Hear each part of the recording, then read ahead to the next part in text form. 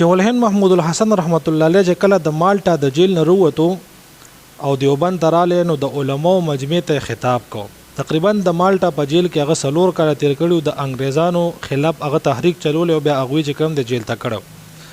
نو علماو ته فرمایل چې ما په دې 4 کاله جیل کې 2 خبرې زده کړې.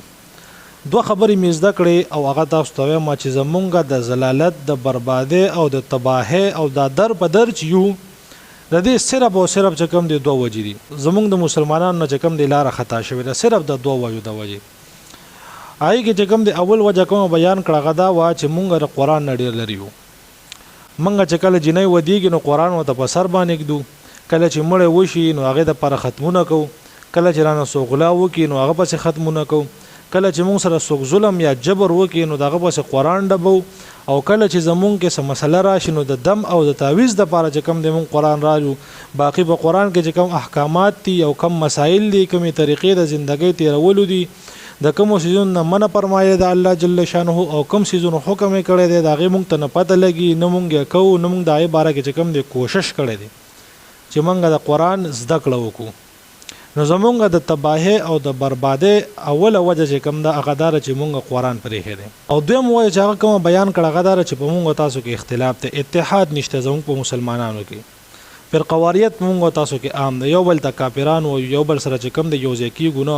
ګوره کدا کوپری او مالک مونږ تاسو باندې حمله وکي هغه دې ته نه ګوري چې دا بریلې دي او هغه دې تم نه ګوري چې هغه پنځپیره د یا دیو بندي دي.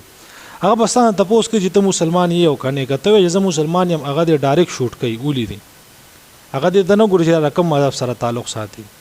مونږ تاسو کوم دی د امریکای او د کوپری نړۍ خلاف چې کوم دی یو بل سره یو ځای کېدو د تیار نه مونږ تاسو کې اختلاف دومره چې کوم دی نه نوته دی اختلاف چې کوم دی قومونه تبا کړی دي نسلونه ختم کړی دي. دې اختلاف د وای چې کوم دی زمونږ تاسو زلالت چې کوم دی په مقدر کې لیکل دي زمونږ تاسو چې کوم د بربادي او کم مونږ اختلاف ته او کم اتفاق نشته دا صرف او صرف د دې وجه چې موږ تاسو پر قواریت اختیار کړی یو بل نه لريو. ګوره د کوپری نړۍ خلاف چې کم دی ک دیوبندان را پاسي بریلیانو سره نه پاسي